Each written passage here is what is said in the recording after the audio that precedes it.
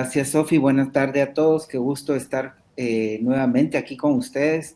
La verdad que esta es una serie de charlas que surgieron como resultado de los talleres participativos que celebramos en la sede de los colegios profesionales. En esa oportunidad, como profesores, propusimos una serie de temas que considerábamos oportuno abordar previo a enfrentar los retos y los desafíos de una nueva red curricular, ¿verdad? Por supuesto, como lo hablábamos la vez pasada, estos temas y estos debates y estas reflexiones se debieron haber hecho antes, pero definitivamente nunca es tarde para abordar estos temas tan importantes en nuestra carrera. Vamos a tratar de avanzar sobre el contenido que vamos a trabajar el día de hoy. Ustedes me dicen, por favor, si lo ven. Ya. Bueno, entonces, vamos a abordar el tema a partir de hacer algunas definiciones y, por supuesto, siempre algunas preguntas detonantes que nos van a ir explicando o tratando de poner sobre la mesa estas reflexiones siempre desde una perspectiva crítica que nos permitan reflexionar sobre quiénes somos, de dónde venimos, por qué estamos como estamos, hacia dónde vamos y a manera de conclusión un tema que se conoce con el nombre de pensamiento decolonial. Iniciemos entonces. La identidad cultural se entiende como el conjunto de ideas, valores, creencias, tradiciones, íconos o símbolos presentes en el contexto y que de una u otra manera inciden en la forma de vida y cómo se entienden los fenómenos que definen la realidad local y universal de un grupo o conglomerado social. De ahí la importancia de la plática de la vez pasada, la semana pasada, en donde veíamos cómo era importante tener un marco teórico que nos permite interpretar la realidad a partir de ciertos conceptos filosóficos. Pero es porque esa realidad realmente no es así como un paisaje bucólico, lindo, ideal, ¿verdad?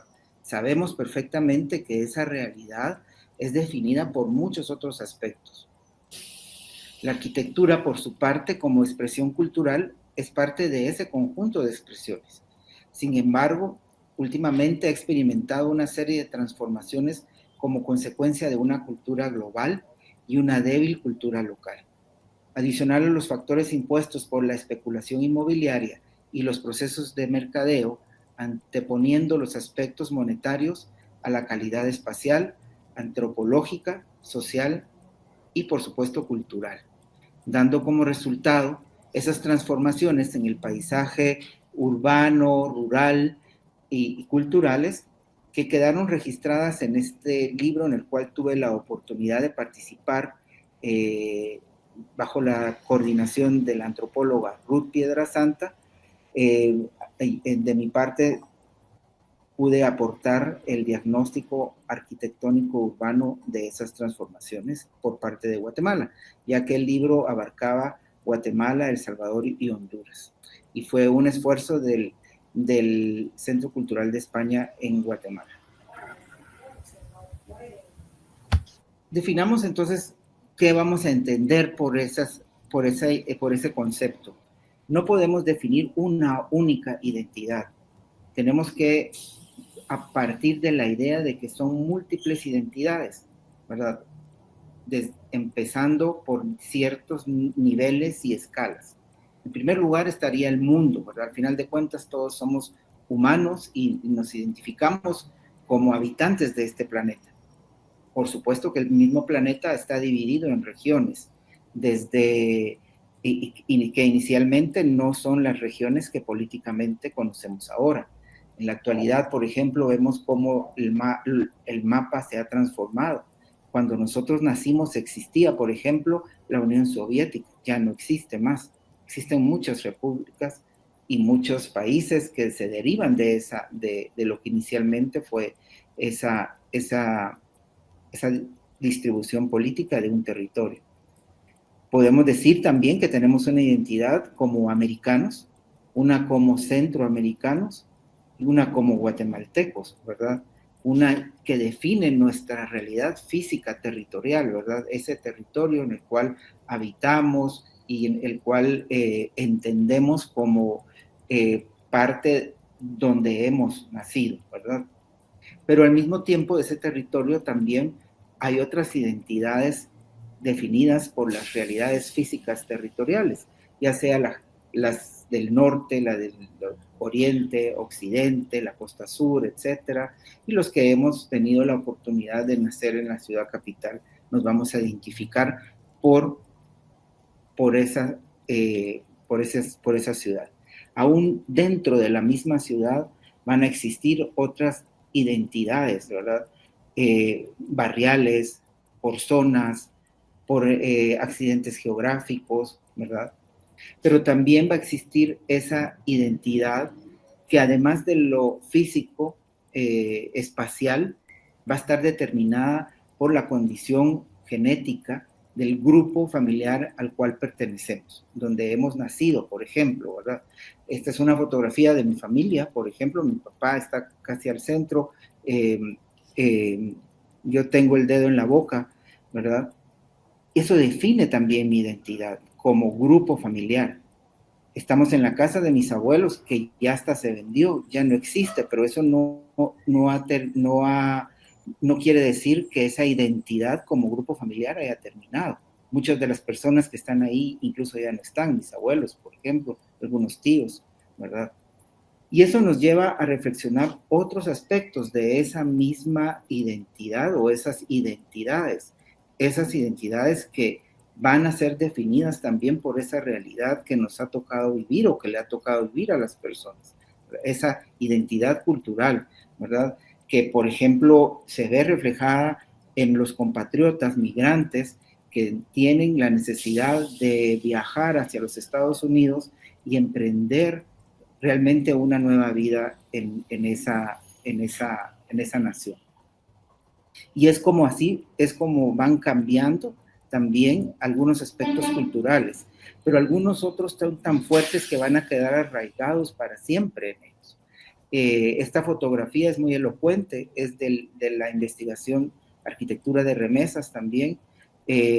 La fotografía antropológica estuvo a cargo de Andrea Aragón y la fotografía arquitectónica siempre a cargo de Andrés Asturias.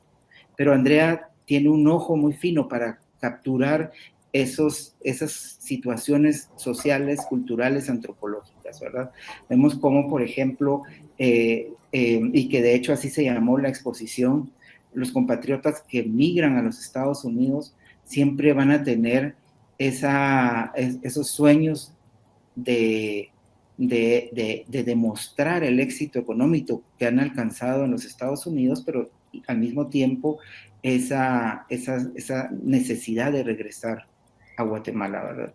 Es así como vemos cómo se ha transformado ese paisaje con esos recursos económicos, ¿verdad? Y obviamente también vienen con ellos otros íconos, otros símbolos, otros elementos con los que ellos ahora también se identifican, ¿verdad? Porque ya es parte de su vida.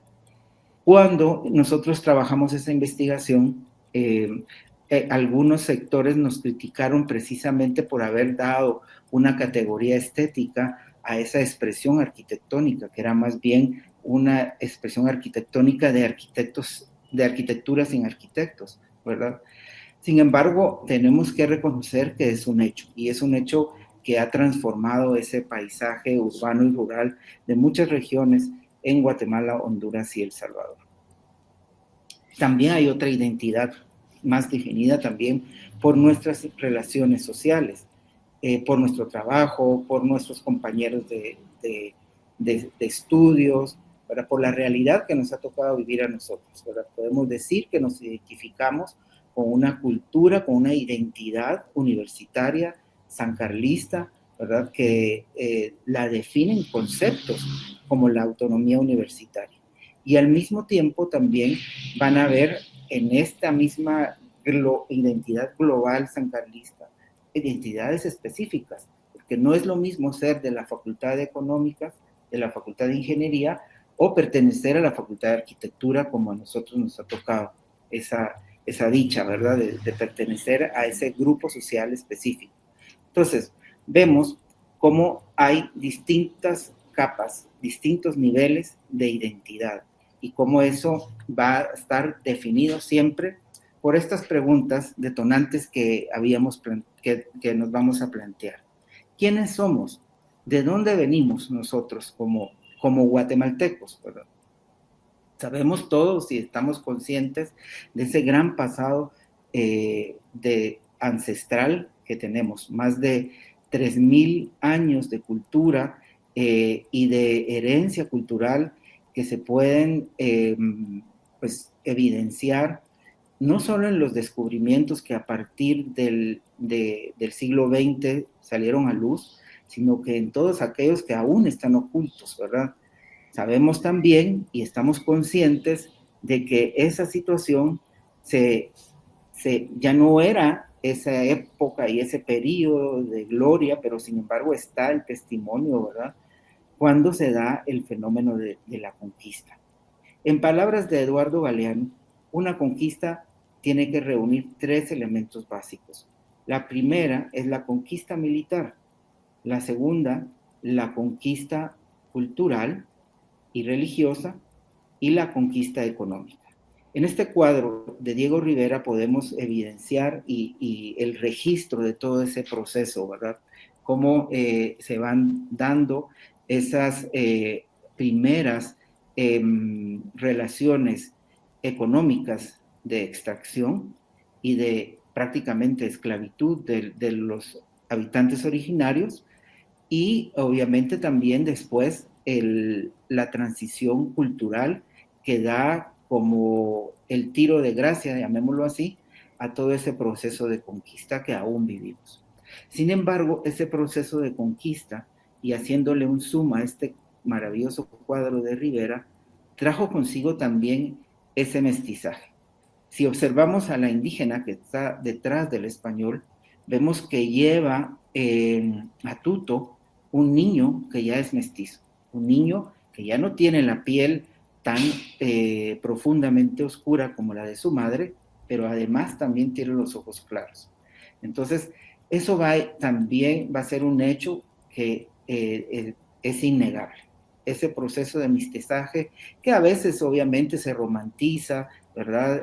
Con las historias de amor entre Hernán Cortés y la primera mujer, digamos, que se conoce con el nombre de la madre del mestizaje, que sería la Malinche, ¿verdad? En México, y luego después todos esos procesos que se derivan a lo largo de las colonias españolas. Derivado de ese fenómeno de conquista cultural, económica, religiosa, etcétera, nosotros, pues obviamente se fueron perdiendo esas lenguas. Por supuesto que en Guatemala todavía se mantienen, es una realidad más viva que nunca, lo acabamos de ver y acabamos de ser testigos cómo los líderes de los 48 cantones pues retoman esa voz, ¿verdad? Ese reclamo por todas estas situaciones que por más de 500 años han sucedido en este territorio. Pero al mismo tiempo tenemos que estar conscientes que nosotros somos el resultado de esos procesos. ¿Por qué estamos como estamos entonces, verdad? Esos 300 años de conquista, vamos a hacer ahorita un viaje por la historia de nuestro país y esos hechos que la caracterizan, sociales, económicos y culturales, a través de su papel moneda, ¿verdad?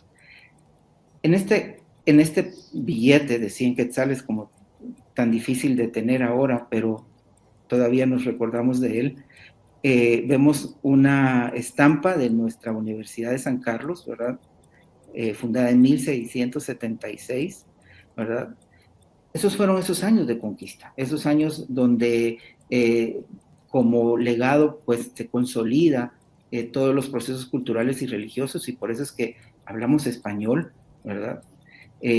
Vemos que hay una arquitectura muy propia y aún definida por las condiciones físicas, geográficas, que caracterizan a este territorio, ¿verdad? Con tres fallas tectónicas que convergen en este territorio tan pequeño con sus perfiles volcánicos, ¿verdad? Pero que eso iba a dar lugar a una expresión muy propia que se conoce con el nombre del barroco antigüeño, que no solo era una expresión estética, sino que también era una expresión arquitectónica que tenía que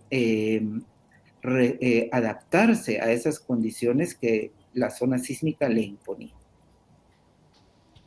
Pero después vienen estos grupos de la élite del momento y cansados de pagar tributo a la colonia, a la corona española, se inventan un movimiento independentista, en donde dicen ellos mismos también que previo a que vaya a haber un levantamiento popular, mejor hacer las cosas para cambiar y que todo siga como siempre, ¿verdad? Muy al estilo de Lampedusa en Italia, ¿verdad? En el Gato Pardo, cambiar las cosas para que todo siga igual, entre comillas, ¿verdad? Se firma una llamada acta de independencia, pero como todos sabemos ahora, actualmente, fue una independencia relativa porque definitivamente no se dio esa libertad, sino que fue nada más una dicotomía entre las élites criollas y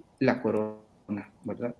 Esto después iba a derivar en dos grandes movimientos, como los conocemos nosotros, los conservadores y los liberales, que toman el poder allá por 1870, empiezan a entender la posibilidad que Guatemala tiene para producir recursos económicos a partir de la explotación de los menos afortunados, en este caso, los compatriotas indígenas. Y es así como empiezan a un proceso de importación de migrantes europeos para, como ellos lo llamaban, pues componer la raza, ¿verdad? No era un fenómeno único de Guatemala, ese fenómeno se dio también en México. Recordemos cómo las leyes liberales de Benito Juárez, aún siendo él el primer presidente indígena de México, favorecieron la llegada de inversores extranjeros, ¿verdad? Dando lugar, obviamente, a grandes inversiones francesas y que luego los norteamericanos vieron en ellos una gran amenaza y los expulsan, ¿verdad? Pero volviendo al caso de Guatemala, los gobiernos liberales obviamente lo que querían era ofrecer a Guatemala como un espacio donde se pudiesen desarrollar culturas europeas y explotando de nuevo los recursos de manera extractivista, ¿verdad? Y lamentablemente dejando la condición cultural de los pobladores originarios del territorio como la base económica de todo esto, ¿verdad? Tierras gratis, mano de obra gratis, ¿verdad? Y la cultura totalmente negada, ¿verdad? En esta fotografía del mapa en relieve, en 1905, vemos al presidente y a su gabinete mostrando el territorio a un grupo de inversores para que pues ellos tomaran decisiones. Realmente, si lo vemos desde el punto de vista, haciendo una analogía con el Google Earth, realmente fue un primer Google Earth, una maqueta de un país, casi como metafóricamente hablando, como un pastel, ¿verdad? Ofrecido a estos grupos de inversores y obviamente a las familias más importantes para ver dónde o literalmente qué pedazo del pastel querían, ¿verdad? Generando obviamente una condición en donde había una gran desigualdad económica y obviamente también eso se reflejaba en las distintas condiciones raciales de los habitantes de este territorio. Las élites iban a estar siempre añorando el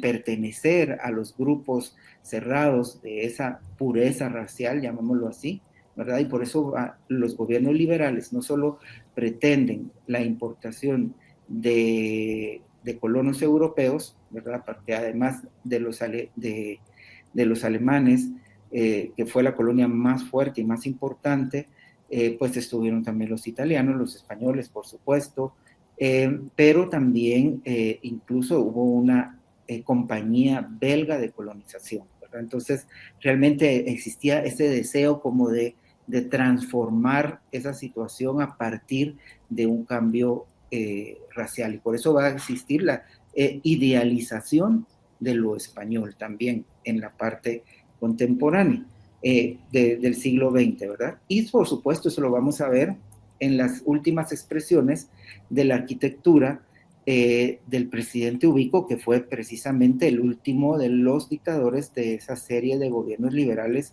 que estuvieron al frente del país. El año pasado tuve la oportunidad de colaborar con el Museo Experimental El Eco de la Universidad Nacional Autónoma de México. Desarrollamos esta revista digital que se llamó Sueños Modernos, Realismos Mágicos, Fantasías Espaciales de Ayer y Hoy y Utopías Tropicales. A continuación vamos a ver un video a cargo del maestro Mauricio Chaulón, que nos va a explicar un poco más a fondo y desde el punto de vista antropológico y social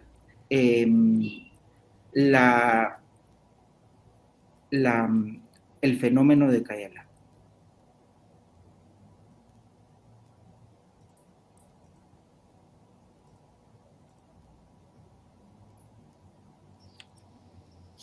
Ciudad Cayala es uno de los espacios comerciales y de ocio más conocidos de la ciudad de Guatemala actual.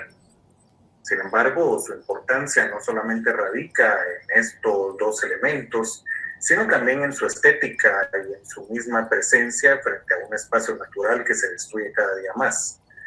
Como toda construcción, Ciudad Cayala es una representación social y posee un conjunto de símbolos que nos hablan acerca del sentido de clase, de la dialéctica social en Guatemala y de los objetivos sobre el sujeto que llega ahí. Incluso el nombre de Ciudad Cayala nos evidencia que también se trata de fijar un concepto de vida urbana en la que se encuentra la vivienda, el comercio y el ocio. Sin embargo, no todas las personas pueden acceder a vivir en ese espacio porque tiene un sentido de exclusividad, lo cual hace que comprar una vivienda sea sumamente caro. Entre apartamentos de lujo, tiendas, restaurantes, cines, un templo católico, bares, un supermercado y bancos, pues las personas que visitan Cayala se encuentran en una representación ilusoria de Guatemala, porque al salir la vida continúa con todas sus contradicciones evidenciadas en la desigualdad. Ni siquiera hay medios de transporte público que conduzcan a Ciudad Cayala, por lo que se debe de llegar en automóvil como otra muestra de las disparidades. Si bien Cayala fue pensado como un espacio de exclusividad, varios factores han hecho que se proyecte ahora para capas medias debido a que son las que consumen esas representaciones ilusorias y tienen capacidad de gasto a través del endeudamiento, aunque la deuda supere sus ingresos. A las élites como tal no les interesa mantenerse en Cayala, a no ser para alguna visita concreta dentro de actividades propias.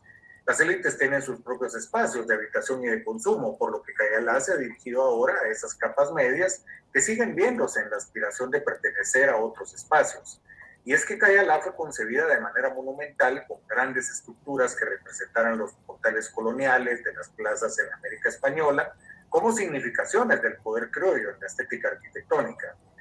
Esta amalgama entre una representación estética que evoca lo colonial y un espacio de consumo que responde a las dinámicas actuales del capitalismo hacen de Cayala el espacio de ilusiones de capas medias para seguir reproduciendo una cultura eurocéntrica en la nueva planificación urbana capitalina.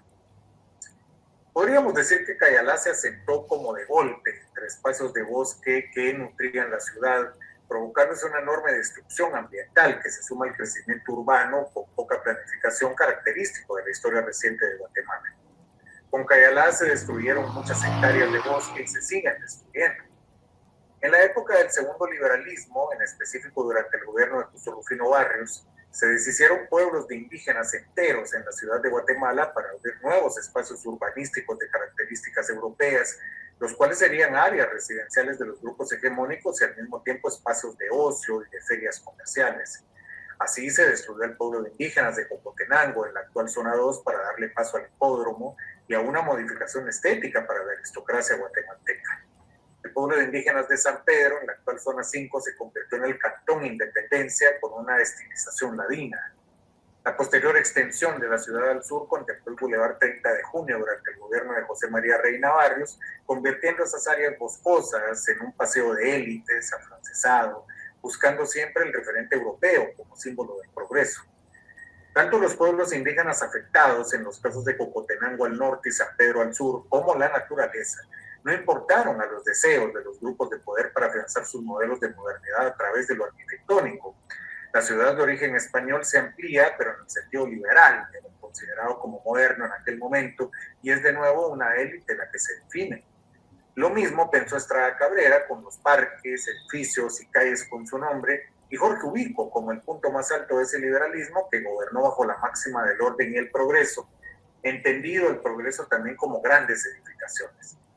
Ubico decidió que edificios como el Palacio de Correos, el Palacio de la Policía o el Palacio Nacional debían representar esa monumentalidad basada en el poder de los cánones occidentales como la gran victoria de la modernidad sobre lo no occidental.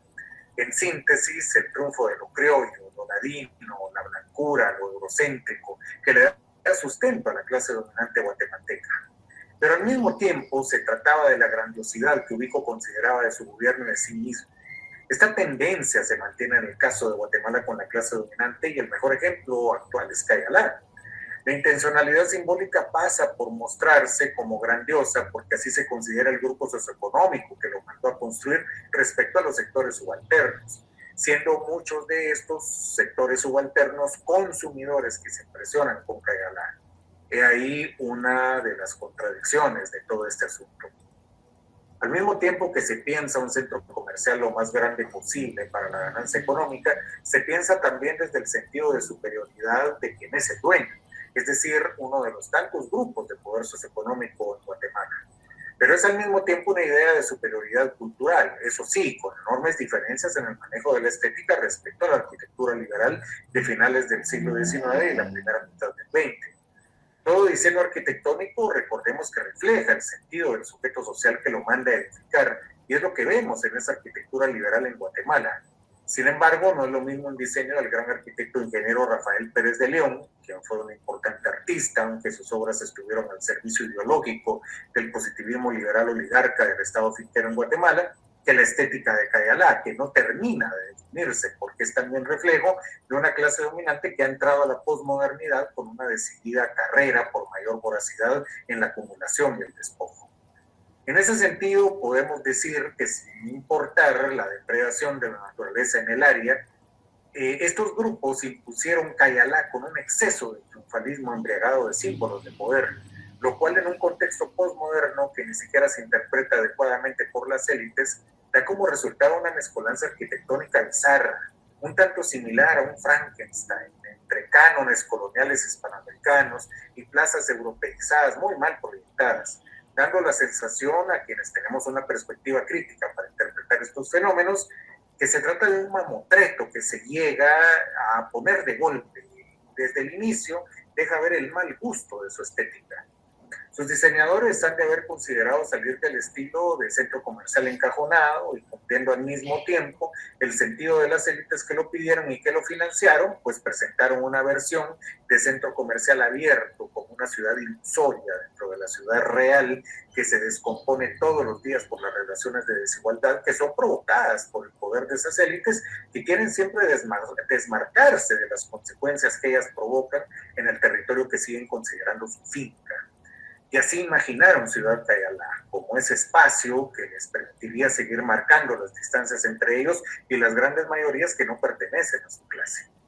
Sin embargo, a los sectores de esas clases despreciadas que pueden consumir e ilusionarse con llegar a pertenecer a las élites, pero que por supuesto nunca serán parte de esas élites, Se les empuja a consumir en esa ciudad Cayalá que vende espejismos y encantamientos.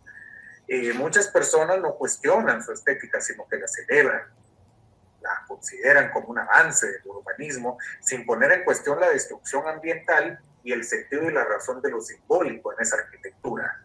El color blanco de Ciudad Cayalá impone una diferencia en ese desorden urbano respecto a la ciudad real, es decir, de la ciudad de Guatemala.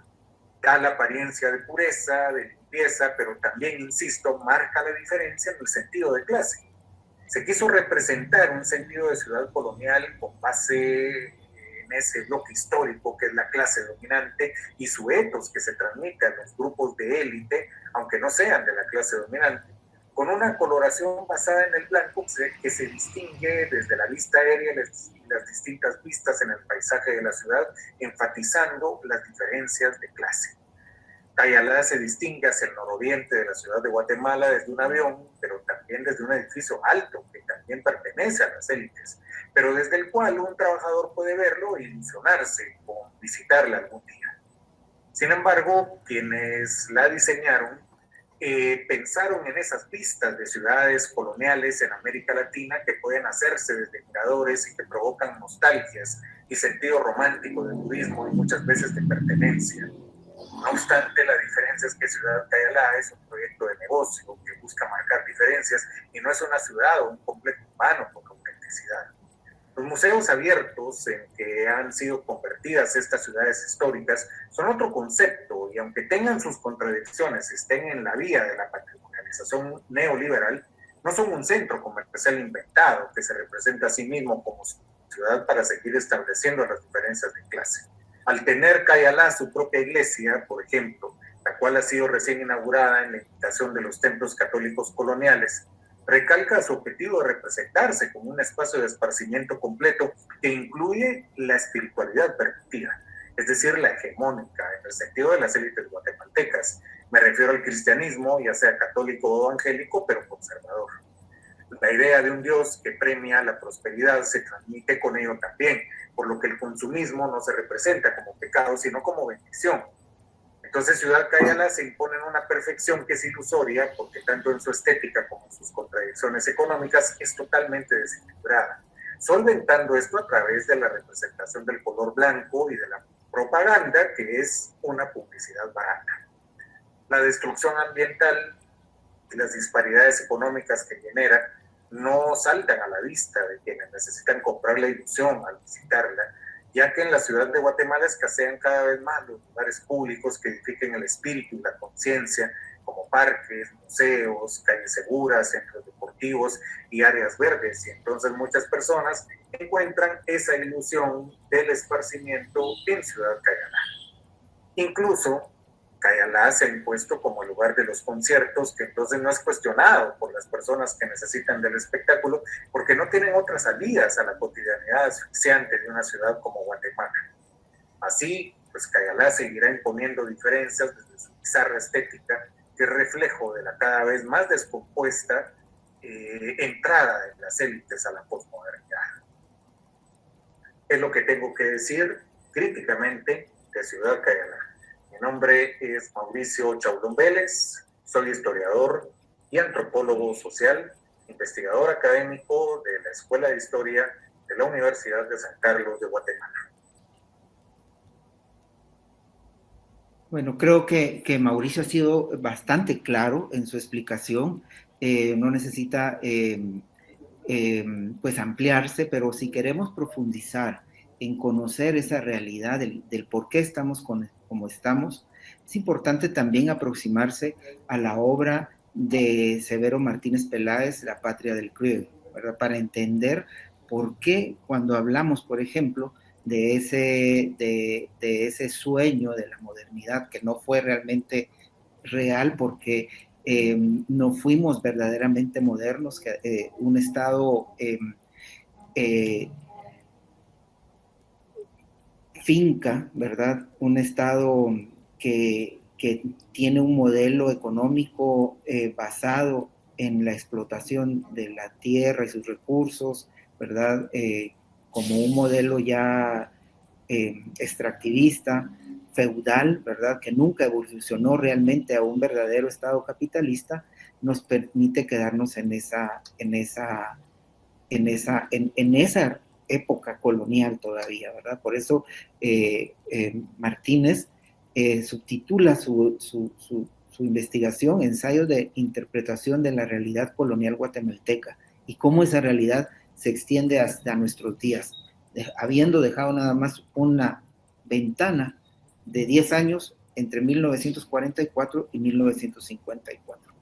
Para ahondar más en esos fenómenos, podemos estudiar también el concepto de este antropólogo también francés, Marc Augé, que define los no lugares, los espacios del anonimato.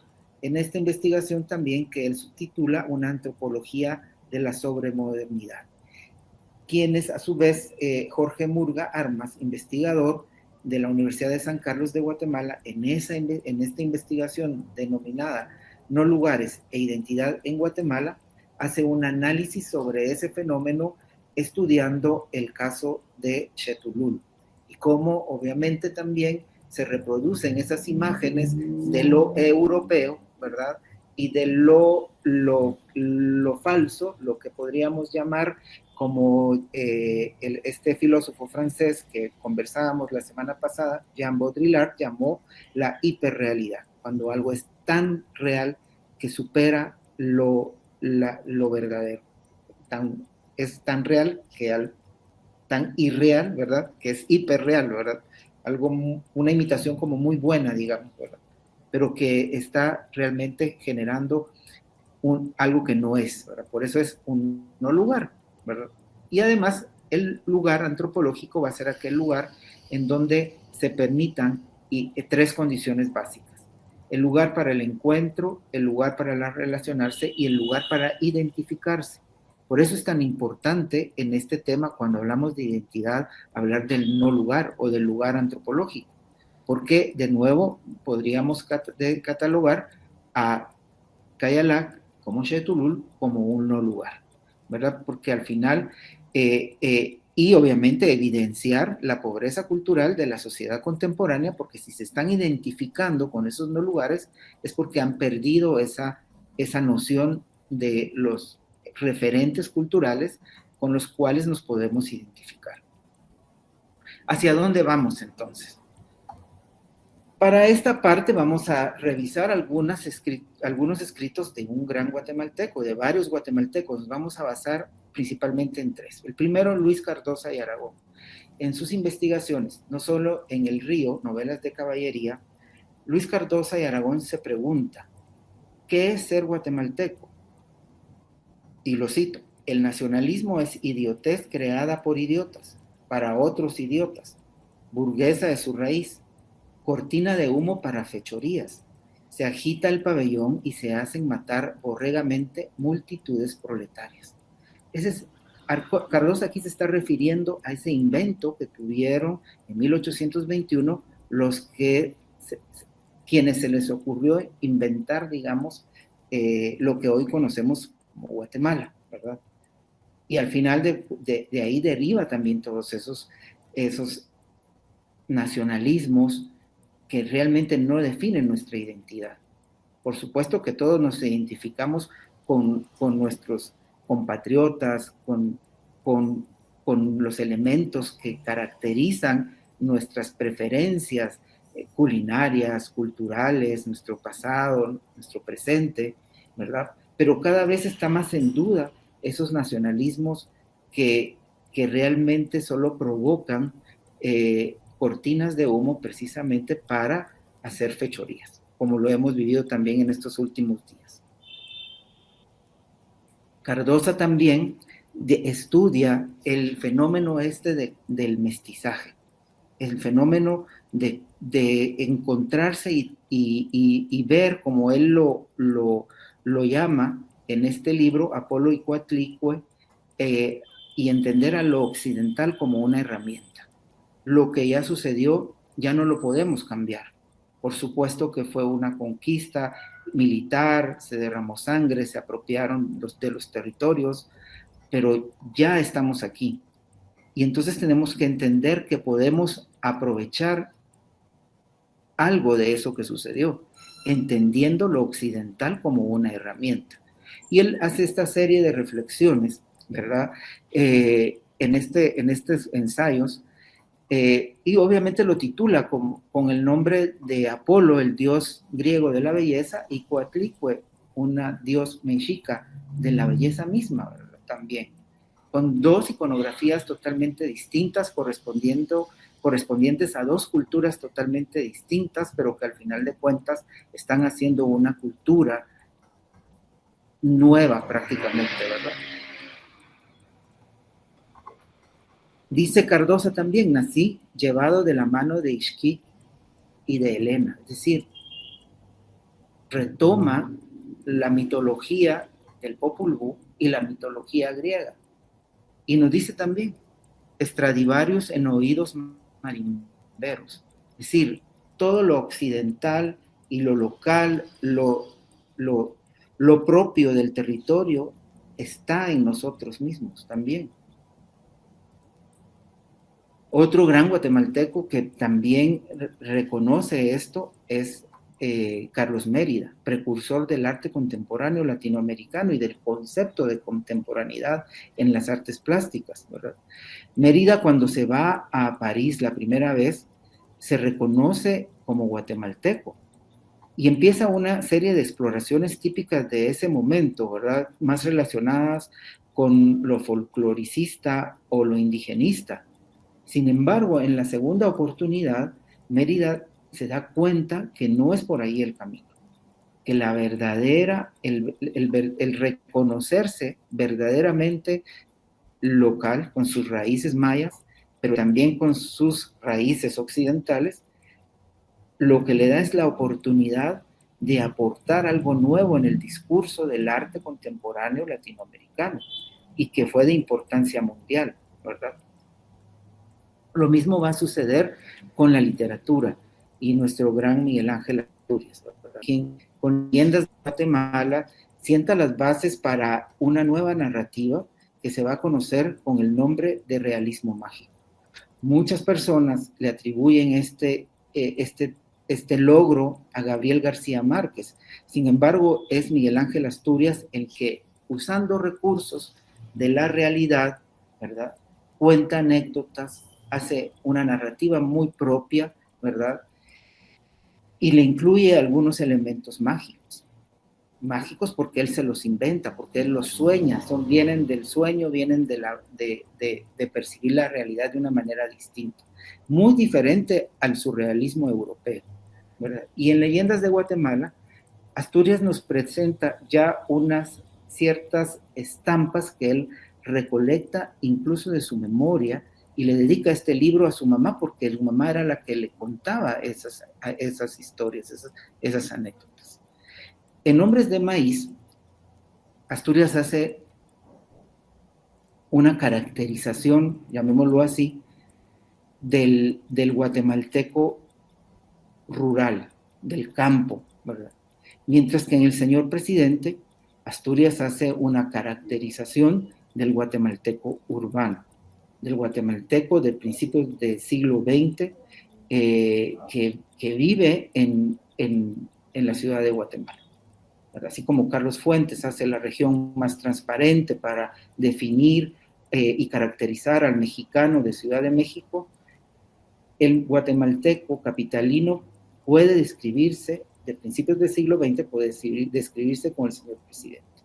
Y Miguel Ángel Asturias nos lega también a nosotros esta la cual fue la última de sus novelas, Viernes de Dolores, algo que consolida también nuestra identidad universitaria, ¿verdad? Entonces vamos viendo cómo todas esas expresiones nos van abriendo la puerta a una identidad moderna, a una identidad que nos permite reconocernos que desde una pluricultural, perdón, ahí me faltó la T, desde un mestizaje y también desde una hibridación, pero entendiendo lo híbrido como lo plantea Néstor García Canclín en esta serie de estudios, que se llaman culturas híbridas, estrategias para entrar y salir de la modernidad, en donde precisamente plantea esa situación que le tocó vivir a América Latina, para esa modernidad, porque teníamos modernidad, tenemos un centro cívico, una ciudad universitaria, pero al mismo tiempo, de manera simultánea, esos estados feudales que no habían alcanzado el verdadero capitalismo, ni mucho menos la industrialización que permitiera efectuar esas ciudades verdaderamente modernas, ¿verdad? Aquí se hacía arquitectura moderna, pero en principio el aluminio era importado, ¿verdad?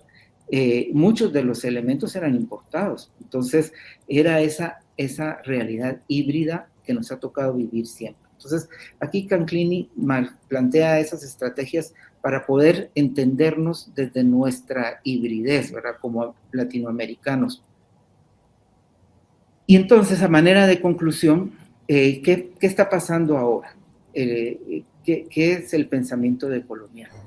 Pues, a partir de algunas expresiones artísticas, ¿verdad?, que tratan no de desconocerlo, pero de cobrar distancia y de establecer un discurso que nos permita interpretar la realidad desde una realidad propia, ¿verdad? No podemos despojarnos de lo occidental, pues hablamos español y es nuestra lengua materna, nos guste o no, pensamos en español. Pero podemos empezar a hacer una serie de reflexiones que traten de marcar esa distancia.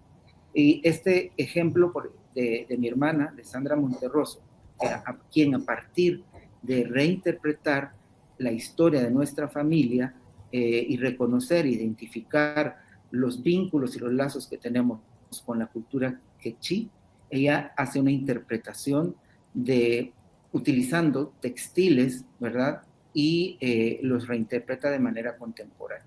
No desde el discurso establecido por los teóricos de arte contemporáneo occidentales, sino desde un propio discurso. Y esta pieza de Sandra ya forma parte de la colección oficial del Museo de Arte Contemporáneo Reina Sofía en Madrid, y recién la acaba de adquirir también otra de las columnas, son 4, el Paris Art Museum en Miami, de arte contemporáneo también. Otro gran pensador, artista, que ve desde otra perspectiva, es el maestro Joaquín Orellana, donde lamentablemente estaba enfermo, no nos pudo recibir en su estudio. Hace unos días que hicimos una visita con los compañeros del claustro, pero Orellana reinterpreta también la música desde otra perspectiva. Obviamente, para poderla hacer esa crítica, Orellana tiene que estudiar y tiene que entender y tiene que ser un experto en esa expresión desde lo occidental, primero, para poder después plantear una crítica desde otra perspectiva. Cuando Orellana plantea sus útiles sonoros, cuando plantea incluso una nueva forma de escribir su propia música, él está planteando un distanciamiento de esa música y es como expresión cultural occidental, y está estableciendo una expresión propia, ¿verdad? Y en la arquitectura, por supuesto que también lo hemos tenido. Claro que la arquitectura moderna, regionalista, digamos, como la de nuestros grandes maestros modernos, tanto en Ciudad Universitaria como en el Centro Cívico, planteaba ya una expresión crítica, no es todavía decolonial, porque obviamente sigue los lineamientos del movimiento moderno, como lo vemos en esta magnífica pieza de arquitectura, los pilotes, la planta elevada sobre pilotes, la cortina, el muro cortina, la terraza jardín, etcétera, ¿verdad? Obviamente sí tenía una interpretación de una cultura clásica local. De hecho, cuando Carlos Martínez Durán era el rector de la Ciudad Universitaria, era muy amigo de André Malraux, y algunos de ustedes ya han escuchado esta anécdota porque el mismo Jorge Montes me la contó. André Malraux, que era ministro de Cultura de Francia, le pedía, por favor, que le autorizara al grupo de estudiantes de arquitectura de Francia, de París, hacer esta visita, porque ellos estaban tan interesados en ver cómo los arquitectos latinoamericanos habían tenido la posibilidad de reinterpretar sus raíces en una expresión contemporánea.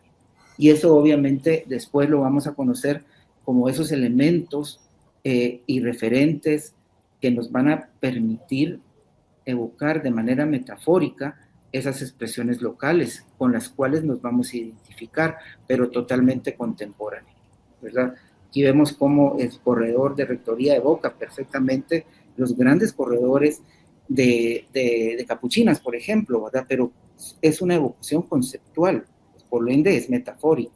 Las columnas masivas y el efecto de la luz y la sombra que produce sobre esos corredores. No es una caricaturización, sino es una interpretación metafórica y conceptual. Lo mismo va a suceder con el Centro Cultural Miguel Ángel Asturias. Pero aquí, en este caso, aquí sí ya hay una primera expresión decolonial de la arquitectura, porque a Recinos no le preocupa el menos es más, no le preocupa la forma sigue la función. Recinos quiere hacer una expresión muy propia y no le importa no tomar en cuenta los grandes postulados de la arquitectura moderna que la regían todavía cuando él se hace cargo del proyecto. Y aquí de nuevo aprovechamos para consolidar la idea de la arquitectura como expresión cultural, ¿verdad? Y vemos cómo Recinos hace uso de distintos recursos lingüísticos para transmitir una idea muy propia y, como decíamos, ya de colonial, porque no le importa lo que diga nadie, no le importa lo que diga Le Corbusier o lo que diga Mies o lo que digan incluso sus grandes maestros, Jorge Montes, Carlos Häusler, Raúl Minondo, etc. Él hace algo propio. Y va a hacerlo a partir de la utilización de estos recursos lingüísticos. Es metafórico en el cubo escénico porque solo evoca el cielo. Es simbólico en estos elementos de circulación vertical porque simbólicamente está representando ese jaguar, ¿verdad? Que ruge cuando ve al norte y ve al sur de una manera más pacífica. Y es totalmente abstracto cuando representa a los 3 nahuales que protegen a la ciudad de Guatemala.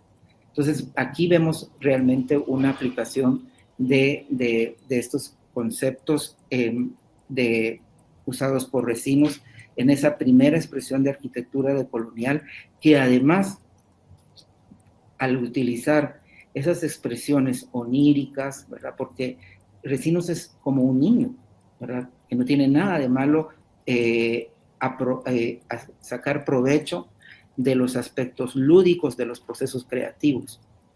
Y además de que él saca provecho de esos aspectos lúdicos, también experimenta mucho en sus recursos oníricos, es decir, va a estar expresando en lo que he llamado una especie de realismo mágico espacial. Va a usar esa especie de narrativa que Miguel Ángel Asturias usa para escribir sus novelas, pero Recinos la va a usar para expresar sus espacios y para transmitir una serie de sensaciones, una serie de experiencias espaciales que van mucho más allá de la forma y de la función. Y todo esto, pues, este investigador mexicano que lamentablemente ya falleció, el doctor Fernando Martín Juez, uno de mis asesores en el proceso de doctorado, lo registra en este libro que se llama Contribuciones para una antropología del diseño. Entonces, aquí vamos a ver cómo ellos lo utilizan para el diseño industrial, pero nosotros desde un colectivo que hemos denominado los metafóricos, lo hemos empleado para hacer algunas propuestas de diseño arquitectónico que busque precisamente estar vinculado a una expresión que nos identifique con algo muy propio, pero de manera contemporánea. Por ejemplo, como lo ha aplicado Toyo Ito en el Museo del Barroco. Esta es una pieza del Museo del Barroco, una pieza guatemalteca, por cierto, ¿verdad? Que fue de gran valor. Vean ustedes, uno de los conceptos más importantes del barroco va a ser el pliegue, pero Toyo Ito no lo reproduce literalmente. Toyo Ito visualiza el concepto del pliegue y eso es lo que interpreta luego en su expresión arquitectónica contemporánea, ¿verdad? Y lo mismo tratamos de hacer nosotros acá de una manera mucho más simple, por supuesto. El año pasado y antepasado tuve la oportunidad de colaborar con esta organización Nueva Narrativa para elaborar un centro que se denominó No Museo, para un espacio en donde precisamente pudiésemos hacer este tipo de reflexiones. El proceso para definir las exploraciones de dicha expresión es un proceso que parte de un ciclo de comunicación para el diseño participativo. Se hicieron muchos talleres, diálogos horizontales, plurales, en donde el diseñador también puede ser intérprete de usuario, en donde hay un diálogo infinito y donde ese contenido del diálogo se alimenta de la sabiduría popular, por supuesto que también del conocimiento formal, y de la experiencia, de la información, expresión, los sentimientos, el sentido común, el conocimiento formal, el conocimiento ancestral, ¿verdad? Para generar esos elementos que nos van a permitir elegir y seleccionar distintos referentes. Esta es una propuesta de la primera nada más, ¿verdad? Y nuestro referente aquí era el jaguar. Es un juego geométrico, este museo ya no va a quedar así, pero fueron los resultados de este taller. En este caso, el referente metafórico era el jaguar, ¿verdad? No vemos aquí, obviamente, que el museo es una expresión geométrica, ¿verdad? Forrado con piezas cerámicas hechas por artesanos locales. Y en esta otra expresión, el referente conceptual metafórico era los tintes tradicionales de la cultura maya, una expresión en madera completamente. Aquí ya no iba a estar forrado en cerámica, sino todo en madera, ¿verdad? Siendo que Guatemala etimológicamente significa tierra de muchos árboles, ¿verdad? Para que usarlo también como un referente, ¿verdad? Y ese era el referente conceptual. Para terminar, solo quiero dejarlos con dos frases, ¿verdad? Obviamente, el primero es un educador brasileño que admiro mucho, de esa ciudad donde tuve la oportunidad también de prepararme. Paulo Freire es nativo de Pernambuco, y dice: el ser alienado no busca un mundo auténtico. Esto provoca nostalgia. Añora otro país y lamenta haber nacido en el suyo. Tiene vergüenza de su realidad. Vive en el otro país y trata de imitarlo y se cree culto mientras menos nativo es.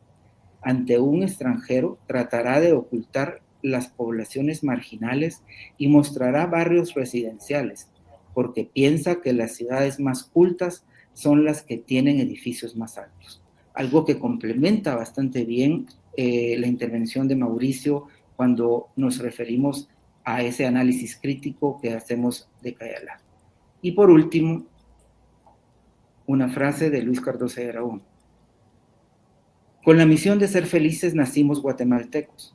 ¿Cómo cumplirla si el pueblo no lo es? Que tu verdad de himno sea cierta. Guatemala feliz. Y los dejo con esta reflexión entonces.